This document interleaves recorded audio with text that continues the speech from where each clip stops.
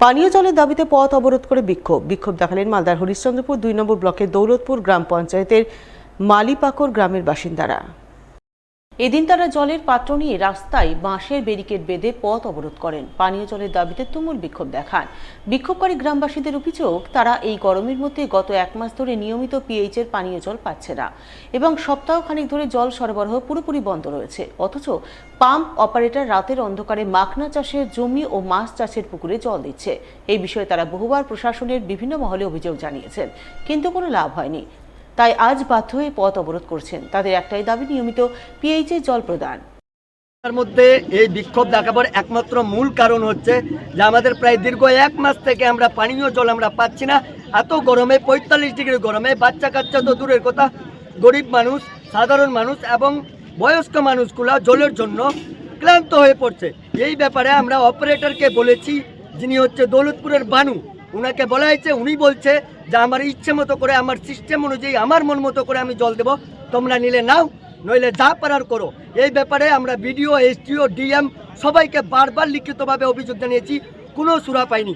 যার জন্য বাধ্য হয়ে আজকে আমরা এই রাস্তার মধ্যে, তুলসিয়াটা টু হরিশ্চন্দ্রপুরগামী রাস্তার মধ্যে আজকে বিক্ষোভ নিয়ে আমরা পুরো পাড়া। এদিকে অবরোধের খবর পেয়ে হরিশ্চন্দ্রপুর থানার পুলিশ ঘটনাস্থলে পৌঁছায়, কিন্তু উত্তেজিত জনতা পুলিশকে ঘিরেও বিক্ষোভ দেখান। অবশেষে পিএইচই দপ্তরের কর্মীরা ঘটনাস্থলে এসে নিয়মিত জল সরবরাহের আশ্বাস দিলে পরিস্থিতি শান্ত হয় বলে জানা গেছে। সদ্যজাত শিশু সন্তান ভর্তি রয়েছে হাসপাতালে, তাই শিশু চিকিৎসা সংক্রান্ত বিষয় নিয়ে হাসপাতাল চত্বরে দাঁড়িয়ে এক বন্ধুর সঙ্গে গল্প করছিলেন শিশুর বাবা, আর ঠিক তখনই ঘটল এক বড়সড় অঘটন। হাসপাতালের কার্নিস ভেঙে মাথায় পড়ে গুরুতর আহত হলেন তিনি। ঘটনাটি ঘটেছে মালদা মেডিকেল কলেজ হাসপাতালের মাতৃমা বিভাগের ঠিক সামনে।